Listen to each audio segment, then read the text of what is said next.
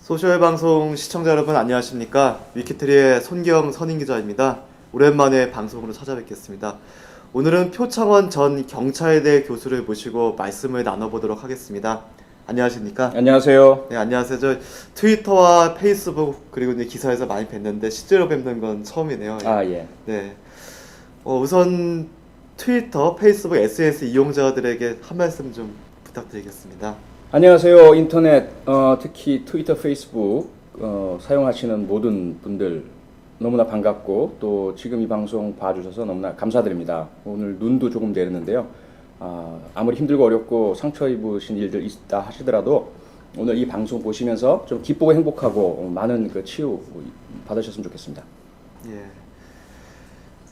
궁금한 게 그 경찰대 교수직을 사직한 이후에 네. 요즘에 시민분들을 많이 만나지 않습니까? 예. 그 제가 트위터를 보면 얼마 전에 광화문하고 이제 강남역 교보 그 타워 앞에서도 하시고 또 지난 주말에는 그 광주에서도 프리허그 행사를 하셨습니다. 네. 이게 경찰대 교수직을 사직한 이후에 이 시민분들을 이렇게 자주 많이 만나시는 이유가 또 궁금해지네요. 뭐 일단은 잘 아시겠지만 이번 대통령 선거를 전후해서 우리 사회가 갈등이 많았잖아요. 네. 뭐 세대 간 또 뭐 이념 간, 실제로 이념은 아니라고 저는 생각을 하는데 네. 뭐 지역 간, 특히 그 결과를 통해서 졌다 또는 기대가 무너졌다, 정권 교체가 있을 것 같았는데 안 됐다, 뭐 이런 것들 때문에 상처를 입으신 분들이 많으셨거든요. 네. 그래서 그분들께 위로해드려야 될 분들이 있으실 것 같은데 예. 특히 그 후보님도 후보 주변에 있는 분, 예. 지지를 받으셨던 분들, 이분들은 그분들의 상처가 너무 크셔가지고 네. 오히려 이제 다른 분의 위로를 받으셔야 될 네. 상황이었고, 저는 뭐 아무것도 아니지만 어쩌다 보니까 대선 과정에 또 일부를 참가하게 됐고, 네. 그래서 저라도 뭔가 저도 좀 상처도 치유받고 우리 시민분들 상처도 좀 보듬고 그러고 싶어서 예. 하게 됐습니다. 그렇군요. 그리고 얼마 전 지난주 광주 행사까지는 제가 또 트위터로 좀 본 것 같은데요. 네. 이후에 혹시 또 프리허그 행사나 아니면 다른 시민분들과 만나는 혹시 이벤트를 혹시 계획하고 계신 게 있는지도 궁금하네요. 올해 마지막 이벤트가 이제 이번 주 일요일 12월 예. 30일이죠. 서울 대학로에 있는 CGV 극장에서 레미제라블을 저와 함께 보는 그렇군요. 그런 이벤트를 네. 기획했습니다. 그래서 이미 좌석이 다 찼고 예매가 끝났기 때문에 네. 지금부터는 사실 참가하실 수는 없으시고요. 그리고 그 과정에 제가 제 자리를 알아맞추는 네. 그 추리, 네. 예, 프로파일링 퀴즈도 냈었고 많은 분들 참가해줘서 정답자도 있습니다. 제 블로그 가면 다 있으니까 그렇군요. 혹시 관심 있는 분은 표창원의 범죄와 세상 이야기 블로그 가셔서 한번 보시면 재미있으실 네. 것 같고요. 그 행사에 참가하시는 분들과 프리허그도 또 합니다. 영화 같이 보고요. 네. 그 영화 볼 때도 뭔가 좀 다른 곳과는 달리 모두 공감대에 있고 약속으로 모인 분들이니까 네. 같이 울고 같이 박수치고 같이 함성 지르고 뭐 이런 네. 좀 아주 좀 감동적인 시간을 가지려고 하고요. 그 시간 이후에 극장 앞 거리에서 프리허그 행사를 합니다. 예. 그래서 혹시 이제 영화는 못 보시더라도 프리허그에 참가하실 분들은 그 영화가 끝날 시간쯤 네. 오시면 되는데, 너무 많이 오시면 사실은 예, 시간이 너무 많이 걸리기 때문에 추우시니까 좀 이렇게 너무 많이는 안 오셨으면 좋겠습니다. 제가 요즘에 그 표창원 전 교수님 인터뷰가 굉장히 언론 기사에 많이 실리고 있어요. 그래서 네. 언론 기사들을 방송 전에 쭉 인터뷰와 기사들을 읽어봤는데 이런 표현들이 많이 등장하더라고요. 뭐 합리적 보수주의자, 뭐 한국의 클린트 이스트우드, 뭐 이런 표현들이 언론 인터뷰나 기사에 많이 등장하시는데 이런 좀 지칭하신 표현들 보면 어떤 생각이 드시는지도 궁금했네요. 부끄럽죠. 부끄럽고 쑥스럽고 네. 그리고 과분하고. 네. 하지만 이제 몰래 좋죠. 기분 좋고. 뒤에서 야, 날 그렇게까지 생각해 주시다니 정말 내가 정말 그런가 거울도 한번 보고 좀 부끄럽습니다. 예. 네. 그렇군요.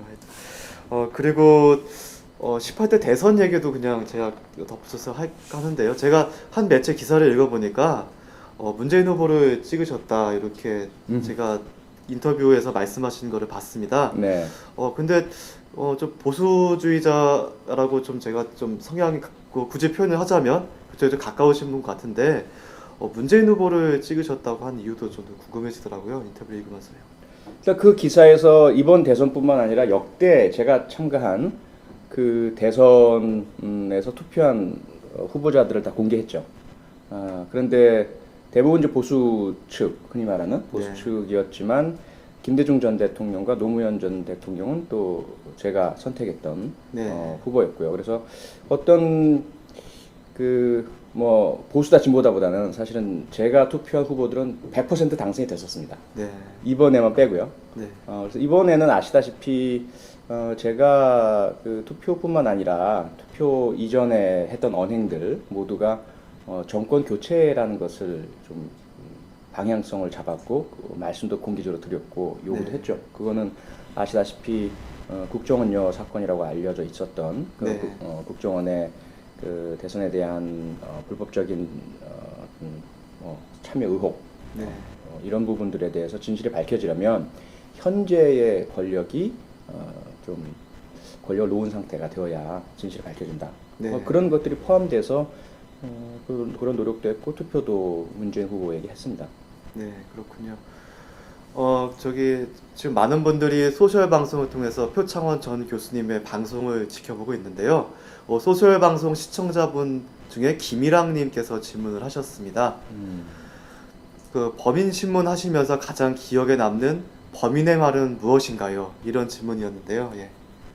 제가 뭐 연쇄살인범, 연쇄성폭행범, 묻지마 살인범, 존속살인범 또는 비속 자신의 자녀를 살해한 사람 주로 이런 네. 분들을 많이 만났는데 가장 기억에 남는 건 이거예요. 제가 이제 주로 그분들의 그 범행뿐만 아니라 살아온 인생에 대해서 많이 물어보고 이야기를 하거든요.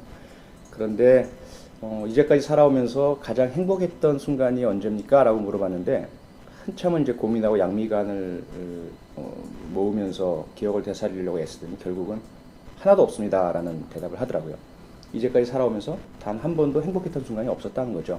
그게 가장 기억에 남습니다. 예, 그렇군요. 저도 또 아까 그 질문에 이어서 제가 여쭤보고 싶은 게 있는데요. 아까 네. 문재인 후보 얘기를 하셨는데 뭐 비록 찍지는 않으셨지만 지금 박근혜 당선인이 있지 않습니까? 네. 이제 조금 있으면 이제 대통령 취임도 할 테고 이제 앞으로 국정을 운영해 나갈 텐데요. 박근혜 당선인에게 혹시 전하고 싶은 말씀이 있으시면 부탁을 드리겠습니다. 박근혜 당선인님 당선을 정말 진심으로 축하드립니다. 비록 제가 아마도 보셨다면 제가 한 이야기를 상당히 기분 나쁘시고 또 가슴 아프신 이야기들도 있었을 텐데 그런 부분들은 앞으로 박근혜님이 더 좋은 대통령이 되시는데 조금 참조하신다면 훨씬 더 아마 제가 감사드릴 수 있을 것 같고요. 무엇보다도 우리 박근혜 당선님께서 약속하셨던 화합과 통합 100%의 대통령, 일부만 지지한 분만을 위한 게 아니라 반대했던, 지지하지 않았던 국민들까지 포용하시겠다는 그 말씀 꼭 좀 이행해 주셨으면 고맙겠습니다. 그래서 정말 100% 국민으로부터 지지받는 그야말로 국민의 어떤 어머니 같은 그런 대통령이 되셨으면 좋겠고요.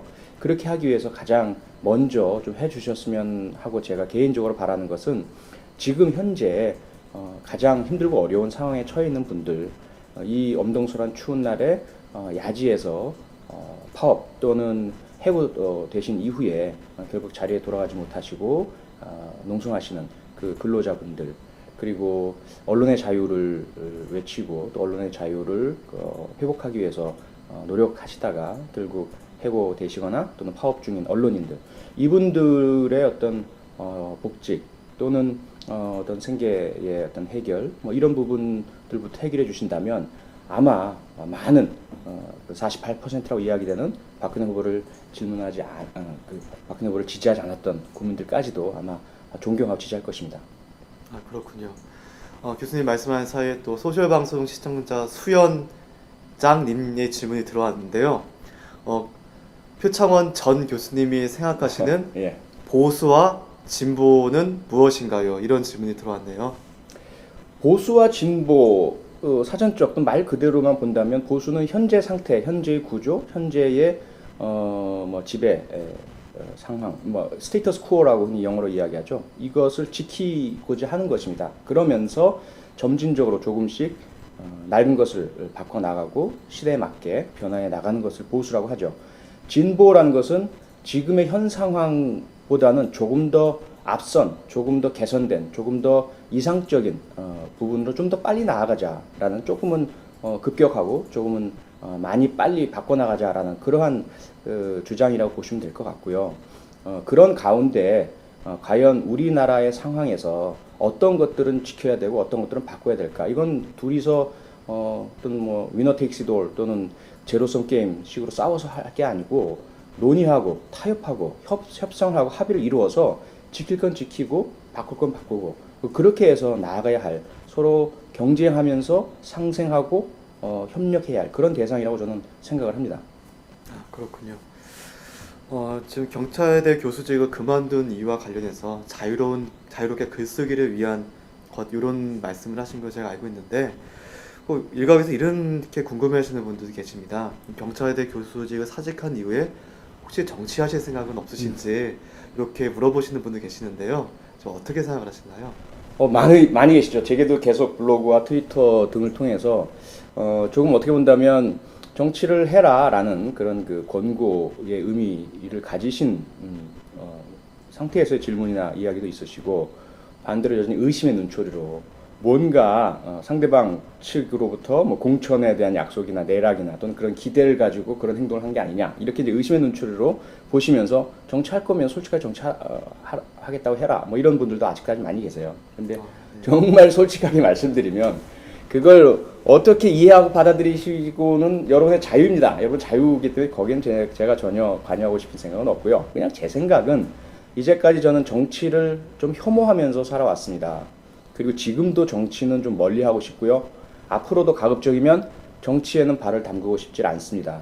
그 이유는 가장 간단하게 설명드리면 아시다시피 제가 걸어온 길은 엄정한 진실의 추구, 객관성, 중립성 어떤 곳에도 기울지 않고 어떤 누구의 영향도 받지 않으면서 오직 증거와 합리와 법과 논리만을 가지고 진실을 향해서 나아가는 것이 제가 이제까지 공부해왔고 연구해왔고 노력해왔고 일해왔던 그런 역할이거든요. 그런데 정치는 한쪽 편에 서서 그 편에 유리한 것이라면 사실이 아니라 하더라도 또는 사실이 아닐 것 같은 그러한 믿음이 많이 든다 하더라도 마치 사실인 것처럼 강하게 주장을 해야 하고요. 때로는 잘못된 것이면서도 그것을 받아들이지 않고 오히려 잘못됨을 지적한 상대방을 역공하는 뭐 이런 것들이 이제 정치의 모습이라고 봤기 때문에 제가 이제까지 해오던 것과 너무나 다르거든요. 그래서 저는 정치에는 가까이 가고 싶지 않습니다. 하지만 만약에 이제 제가 추구하는 이 사회적인 정의 또는 통합, 화합 이런 것들의 어떤 목표 달성이 정치를 하지 않으면 안 된다라고 판단된다면 그때는 과감하게 누구보다 더 열심히 잘 정치를 하겠습니다. 그렇군요. 네. 김병철님의 질문이 또 들어왔습니다. 대선 이후 아직 문재인 후보 지지자들이 멘붕 상태입니다. 지지자들의 바람, 착한 행동, 사고 방향이 무엇일까요? 바람직한 행동. 네, 바람직한 행동, 네. 사고 방향이 무엇일까? 이런 질문이 들어왔네요. 네. 뭐 제가 말씀드린 게 정답은 아닐 거라고 생각은 하지만 제 생각에는 일단 좀 한숨 고르실 필요가 있을 것 같습니다. 한숨 한번 내쉬어 보시고요. 또 마음속에 뭔가 말로 표현하지 못할 응어리, 아픔, 뭐 슬픔, 회한 이런 것들이 있으시다면 어떤 방법으로든 소리를 한번 산에 가서 확 지르는 것도 괜찮고요. 또 슬픈 영화를 보고 레미제라블 같은 카타르시스를 느낄 정도로 확 한번 울어보는 것도 괜찮고요. 또는 그냥 한번 잠을 푹 주무시는 것도 괜찮고 이런 한 번의 감정의 걸음 행동을 한번 하시고요. 그 다음에 이제 생각을 좀 정리하신다면 이제부터 우리가 나아가야 할 방향 이게 끝이 아니다라는 거죠. 우리가 만약에 문재인 후보를 지지했던 분들이 정말 지향했던 것이 대한민국의 민주화, 자유의 신장, 그리고 화합과 평화 이런 것들이라고 하셨다면 지금 대통령 선거의 결과가 끝이 아니란 겁니다. 이제부터 시작이고요. 이번 대통령 선거를 통해서 결과는 이렇게 나왔지만 보다 많은 분들이 전보다 달리, 전보다 훨씬 더 많이 이런 문제, 우리의 민주주의가 과연 무엇일까, 표현의 자유가 무엇이고 언론의 자유가 어떤 것일까, 우리에게 필요한 것이 어떤 것일까 이런 것들을 많이 생각하게 되었거든요. 그래서 그런 희망을 가지고 앞으로도 열심히 해나가자라는 그런 동력을 찾으셨으면 좋겠습니다. 아까 그 이후 행사에서 레미제라블 함께 보기 요거를 말씀하셨는데 네. 그 질문을 드리면 좀 궁금했던 게 요즘에 최근 개봉된 다양한 영화들도 있는데 그중에 레미제라블을 이렇게 꼭 집어서 선택하신 이유가 뭔가 이 질문을 드리면서 궁금했는데요. 예. 일단 저는 우리 한국 영화계 종사자분들을 너무나 사랑하고 또 많이 그분들 알고요. 제가 그분들 대상으로 강의도 참 많이 했습니다. 그래서 한국 영화의 열렬한 지지자이고 스크린 쿼터의 확대를 바라는 사람이고요. 한국 영화를 좀 더 많이 보고 싶고 많이 만들어졌으면 기대합니다. 그렇지만 너무나 죄송스럽게도 지금 이 상황, 지금 이 우리의 어떤 상당히 많은 상처 입은 국민들께 가장 어울리는 영화는 레미제라블입니다. 그리고 우리 이 시대 상황이 프랑스 혁명 당시에 자유평등 박애를 외치던 어떤 과거의 그런 전제, 군주제의 어떤 압정으로부터 시민의 개인의 자유와 권리를 찾자라는 그런 어떤 울부짖음과 노력, 그런 부분들이 똑같진 않지만 지금의 어떤 그런 국민 다수의 어떤 상태와 많이 좀 유사하고요. 그렇기 때문에 우리가 영화 레미제라블을 보면서 한번 그런 상처 있으신 분들 또는 갈등 범민 뭐 이런 게 있으셨던 분들은 이 영화를 보시면서 한번 확 좀 해소하고 푸셨으면 하는 그런 마음에서 제가 레미제라블을 선택하고 같이 보기 행사를 하게 된 것입니다. 그렇군요. 이번 레미제라블 같이 보기 영화 행사를 마친 이후에도 프리허그 행사를 하실 예정이다 이렇게 말씀하셨는데요. 지금 서울, 광주, 이번에 또 레미제라블 행사까지 예정이 돼 있지만 지금까지 그 프리허그를 통해서 안 와보신 분들은 대략 몇 분 정도 되는지 이것도 좀 짐작이 되시나요? 예, 정확히는 모르고요. 20일 날 선거 다음 날이죠. 오후 2시부터 4시까지 서울 광화문 세종대왕 동상 앞에서 2시간 동안2시간 내내 2시간 내내 이제 프리허그를 했고요. 그때 2시간 동안 한 인원이 몇 명인지 정확히 모르겠습니다. 한 200~300분 되셨을까요? 예. 그리고 나서 그날 저녁에 6시부터 8시까지 강남 교보 빌딩 앞에서 또 프리허그 행사가 진행됐는데 그때는 더 많이 오셨었어요. 네. 더 많이 오셔서 줄이 상당히 길었고 그래서 2시간 넘게 했고요. 그때 거의 한 400~500분 되지 않으셨을까. 네. 그런데 22일 날 광주에서는 어떤 일부 추산 이제 언론 매체 추산은 3,000명, 네. 그리고 경찰 공식 추산은 1,500명이 되는 분들 오셨고 그 중에 너무 사람들이 많아서 양보해 주신 분들이 계시거든요. 프리허그는 안 하겠다고 양보해 주시고 옆에서 이제 지켜봐주고 도와주신 분들, 그분을 제외한 모든 분들 프리허그를 해드렸으니까 다 합친다면 거의 한 3,500분 정도 되지 않을까. 네. 많은 분들과 예. 프리허그를 하셨네요. 네. 혹시 프리허그 하시면서 3,000명 넘은 분들하고 지금 프리허그를 하셨다 이렇게 추산을 하셨는데 혹시 그 현장에서 재미난 에피소드도 있었으면 좀 소개도 부탁드리겠습니다. 재미난다기보다는 좀 감동적인 그런 네. 그 순간들이 많았고요. 가장 이제 어린 그 프리허그 대상자는 신생아. 신생아. 예. 네. 엄마가 이제 품에 안고 오셨던 네. 제가 누군지도 저는 모르죠. 그런 아가부터 아장아장 걸어 다니는 네. 그 아가 한 4살일 좀 됐을 거예요. 그 아가가 엄마가 이제 손에 쥐어준 스케치북이 있었어요. 네. 그 스케치북을 그 강남 행사였었는데 엄마가 이제 저한테 사인을 받으려고 가져오셨는데 네. 이 아가는 그 스케치북을 뺏기기 싫은 거예요. 근데 뒤에 줄을 딱 서 있으니까 엄마는 막 마음이 남에게 패기칠까봐 네. 마음이 밖에 막 뺏으려고 하시고 네. 아가는 안 주려고 하고 그 이제 실강이 네. 제가 이제 개입해서 중재를 했죠. 네. 아가한테 사탕 하나 쥐어주면서 살살 달래서 스케치북을 살짝 받아내서 사인해드렸던 그게 아마 가장 유쾌하고 재밌는 일이었던 것 같습니다. 그렇군요. 네. 또 질문이 들어왔습니다. 부끄럽고요. 요크루트님의 질문인데요. 네. 저는 교수님의 정치 참여를 지지합니다. 혹시 뛰어드신다면 정당은 어느 쪽을 고려하시나요? 아니면 신당을 고려하시는지요? 이런 질문이 들어왔는데요. 솔직한 답변을 부탁드리겠습니다. 완전히 그 돌직구가 날라왔는데요. 네. 저는 그냥 서서 볼넷을 좀 얻어 나가면 안 될까요? 근데 뭐 예. 어느 답도 아닙니다. 지금 네. 지지하는 정당도 전혀 없고요. 네. 그리고 당을 새로 만들 여력도 능력도 전혀 없습니다. 네. 만약에 정치를 하게 된다면 그때 상황을 봐야 될 것 같습니다. 어쨌든 네. 양쪽 다 뭔가 재편이 있지 않을까요? 그 보수는 보수대로 이번에 아마 승리는 했지만 네. 그런 과거의 수구적인 이미지에 대한 네. 비판이 상당히 많거든요. 네. 그 안에 있는 합리적인 보수분들의 어떤 뭐랄까 불만 이런 것도 네. 있을 것 같고요. 그럼 네. 그쪽도 앞으로 5년간 그대로 다 가진 않지 않을까라는 네. 생각이 들고요. 네. 그래서 조금 더 개혁적이고 합리적인 분들이 다른 그 새로운 보수 정당을 만들지 않을까. 네. 또뭐 민주통합당 쪽도 상당히 좀 많은 내분이 있는 것 같고요. 네. 그쪽도 좀 재정비되고 진보 쪽도 뭔가 재정비가 되지 않을까. 예. 그러면 모르죠. 어떻게 되는지 결과에 따라서 저도 만약에 하게 된다면 네. 그 행방을 봐야 할 것 같습니다. 뭐 직답을 못 드려서 대단히 죄송합니다. 아, 또 질문이 들어왔는데요. 손민영님의 질문입니다. 교수님, 멋있는 거 아시죠? 어머. 그러면서 예. 나에게 특친이란 이런 질문이 들어왔습니다. 특친 듣기만 해도 떨리죠. 네. 감동스럽고. 왜냐 설레잖아요. 누구신지 모르거든요. 아주 극소수의 제가 원래 알던 분을 제외하고는 특친은 트위터로만 만난 분들이란 말이에요. 그리고 워낙 지금 한 8만 명, 9만 명 가까이 지금 계속 늘고 계시거든요. 특친 분들이. 네. 그래서 일일이 멘션을 다 읽질 못해요. 네. 그래서 시간이 있을 때만 읽고 하기 때문에 그분들의 성격을 제가 프로파일링 할 시간이 없습니다. 한 분 한 분 제가 다 본다면 거의 제가 어떤 연령이나 성격, 특성, 취향을 가지신지 다 알아낼 수 있을 텐데 지금 그렇지 않은데 네. 저를 따라주신다, 팔로우 해주신다는 거, 네. 뭐 이런 것만으로도 너무나 감사하고 설레고 어떤 분일까라는 궁금증도 있고요. 네. 친구 중에 가장 신비롭고 가장 어떤 그 애착이 가는 친구, 뭐 이렇게 네. 표현할 수 있을 것 같습니다. 그렇군요. 네. 시사적인 질문 하나 제가 던지겠습니다. 네. 최근 그 현대자동차 관련해서 철탑 농성이 진행되고 있고 이거는 뭐 쌍용차 문제 해고자분들도 철탑이 진행 중인데요.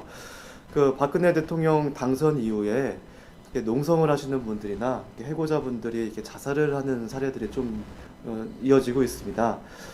좀 심각한 사회 문제로 좀 대두가 되고 있는데요. 이런 문제에 대해서 교수님 생각도 좀 듣고 싶네요. 네. 너무 안타깝습니다. 정말 저는 아직까지 정치적인 어떤 역할을 하고 싶지는 않고요. 하고 있지 않다라고 생각을 합니다. 제가 하는 역할은 사회적인 역할이다라고 생각을 하거든요. 사회에서 발생하는 일들, 특히 힘없는 약자나 피해자분들, 이분들을 위한 정의, 뭐 이런 것들이 제가 할 역할이라고 생각을 하는데, 그래서 뭐 파업의 정당성이라든지 이런 것들은 저는 논하고 싶지 않습니다. 다만 현재 상태에 그분들이 처해 있는 대단히 힘들고 어렵고 고통스럽고 열악한 상황에 대해서 너무나 마음이 아프고요. 특히 목숨까지 잃고 계신다라는 것은 절대로 정말 있어서는 안 될 일입니다. 그렇기 때문에 어쨌든 이 상황은 빨리 좀 개선이 되어야 하고요. 아마 일부에서 그런 말씀을 하시더라고요. 그분들이 자살하는 이유 중에 하나는 이번 대통령 선거를 통해서 뭐 정권 교체가 되면 이 파업 문제도 적극적 전향적으로 해결되리라는 기대를 강하게 가지셨는데 대선 결과가 그 기대에 미치지 못하니까 절망스러움, 우린 끝이다, 이 문제는 해결 안 되겠구나 라는 그런 어떤 절망감이 결국 자살까지 선택하게 하지 않았느냐 이런 이제 분석도 하고 계신데요. 저는 개인적으로 제 트위터 상으로 그 한진중공업 해직 근로자 중에서 사망하신 분의 유가족이 제게 도와달라는 요청을 해오셨습니다. 그래서 무시 또는 마다할 수 없는 상황이고 저도 그걸 외면하고 싶지는 않습니다. 그래서 저와 뜻을 같이 하는 분들께서 카페를 만들었거든요. 그 카페 내에서 앞으로 제가 2013년에 공약드린 전국 물의 순회 강연, 한국 사회에서 정의란 무엇인가를 주제로 한 그 강연 때마다 모금 행사를 펼치고 온라인 모금 창구도 만들고 해서 이분들을 도울 수 있는 방법을 찾아보도록 하겠습니다. 예. 지금 질문이 하나 더 들어왔습니다. 예. 빌리 쉐어님의 질문인데요. 네. 보수주의자라고 알려주셨는데 진정한 보수주의란 무엇이라고 생각하시나요? 이런 질문이네요. 보수와 진보의 개념 구분과 비교 설명은 이미 드렸고요. 네. 진정한이라는 말이 붙었다라는 것은 조금 뭐랄까요, 가치 판단의 영역이죠. 네. 그 기본 이념에 충실하자. 그리고 정정당당한 그런 자신감 있는 태도를 갖춘 보수여야 한다. 이것이 이제 제가 말씀드리는 진정한 보수의 개념입니다. 그래서 보수가 지키고자 하는 것은 우리의 전통 가치, 우리의 현 질서와 구조 아니겠습니까? 그것은 한마디로 표현하자면 우리 헌법의 가치인 자유민주주의이고 경제의 이념인 자본주의입니다. 그래서 이 자유민주주의와 자본주의의 우수성을 믿고 당당하고 자신 있게 그 비판자와 또는 반대자까지도 포용하고 그들에게 폭력이나 강압이 아니라 설득으로 대화로 풀어나가고 함께 이어나가는 그런 어떤 멋지고 자신만만하고 당당한 그리고 다수나 강자가 소수나 약자를 향해서 이해와 포용, 화해의 손길을 먼저 내미는 뭐 이런 것들이 진정한 보수의 모습이다라고 생각을 합니다. 이와 관련해 가지고 사실 새누리당도 이렇게 보수주의를 사실 표방하고 있지 않습니까? 네. 근데 일각에서는 새누리당이 표방하는 보수가 진정한 보수라고 좀 볼 수가 있느냐, 좀 이게 좀 부족하지 않느냐 이런 지적도 있는데요. 이와 연결돼서 새누리당이 과연 보수주의 정당으로서 바람직한 길을 가고 있느냐, 혹시 아니면 앞으로 어떤 방향을 걸어가야지 진정한 대한민국의 보수 정당으로서 자리매김할 수 있느냐, 이 말씀도 덧붙여 주시면 좋을 것 같네요. 그러니까 제가 정치학자가 아니니까요. 정치학적인 이야기는 빼고요. 범죄심리 내지는 사회심리, 심리학적으로 좀 말씀을 드리자면 그동안 왜 새누리당이나 새누리당과 맥을 같이 하는 그 보수 단체 또는 보수주의자 분들께서 다른 쪽으로부터 수구다, 뭐 꼴통이다 이런 비난을 들으셨냐라는 것을 한번 생각을 해봤습니다. 그랬더니 그 이면에는 두려움과 공포심이 자리 잡고 있다고 저는 봤습니다. 즉 상대방은 정확하게 구체적인 증거는 없지만 아마도 종북, 북한을 동경하고 동조하고 우리 그 피와 땀으로 한국 전쟁을 통해서 지켜낸 이 자유민주주의를 너무나 쉽게 와해시킬 사람들이다라는 그런 어떤 두려움과 공포심을 가지셨던 것 같아요. 그리고 일부의 특히 정치 지도자들은 그게 아님을 알면서도 그러한 공포심과 두려움을 불러일으키면 이익이 되거든요. 많은 대한민국을 사랑하고 애국심을 가지신 국민들께서 그런 두려움과 공포심에 자극받으셔가지고 똘똘 뭉치고 반대되는 사람들을 민주주의와 자유를 외치지만 저들은 결국은 빨갱이다, 종북이다 이런 어떤 생각을 가지시게 되면서 지금 대선 결과와 같은 그런 보수를 지향하는 여당의 무조건적인 지지, 비합리적이고 무비판적인 지지 이런 것들이 형성되리라는 것을 알고 이용해 오신 것 같다는 생각이 듭니다. 그런 부분들을 이제 정말 새누리당이 진정한 보수 정당으로서의 인정을 받고 지지를 받고 역사적인 그런 평가를 받고 싶으시다면 이젠 조금 그런 낡은 승리만을 위한 이기기 위한 그런 종북 좌빨 논리 이걸 좀 다 버리셨으면 좋겠어요. 그리고 그런 것들을 주로 내세운 논객들이 있잖아요. 대표적인 어떤 이론주의자들 그런 분들의 어떤 말과 글들을 받아들이거나 전파하거나 채택하거나 이런 것들을 먼저 중단해 주셔야만 아마 그게 가능할 것 같습니다. 그렇군요. 교수님의 인기를 정말 실감할 수 있는 게 정말 그 소셜방송 시청자분들로부터 질문이 쇄도하고 있습니다. 3분 남았네요. 제가 다음 일정 때문에 마지막 질문이 될 것 같은데요. 조주호님의 질문입니다. 숨겨진 심리학이란 책을 읽어봤는데 제일 추천해주고 싶은 화법 기술은 무엇이라고 생각하시나요? 이런 질문이네요. 제가 그 책에서 소개했습니다. 적극적 듣기, active listening이죠. 듣기란 건 대단히 소극적인 행동이죠. 가만히 있으면 상대방은 말을 하고요. 하지만 내가 상대방 말을 정말 진심으로 주의 깊게 듣고 상대방 말에 적절한 반응을 보이고 그리고 상대방이 어떤 이야기를 하든지 간에 끝까지 기다리고 참고 들어주는 그런 적극적 듣기만 잘 하셔도 상대방의 마음을 얻을 수가 있고 마음을 열 수가 있습니다. 그래서 그 속에 있는 진심을 들을 수가 있겠죠.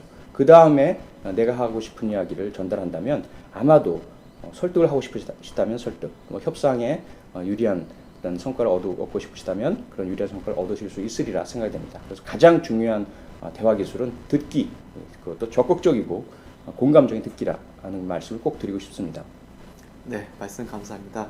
오늘 표창원전 교수님 모시고 많은 얘기 들어봤고요. 저한테도 참 좋은 시간이었던 것 같습니다. 네, 이상으로 소셜 방송을 마치겠습니다. 고맙습니다. 고맙습니다.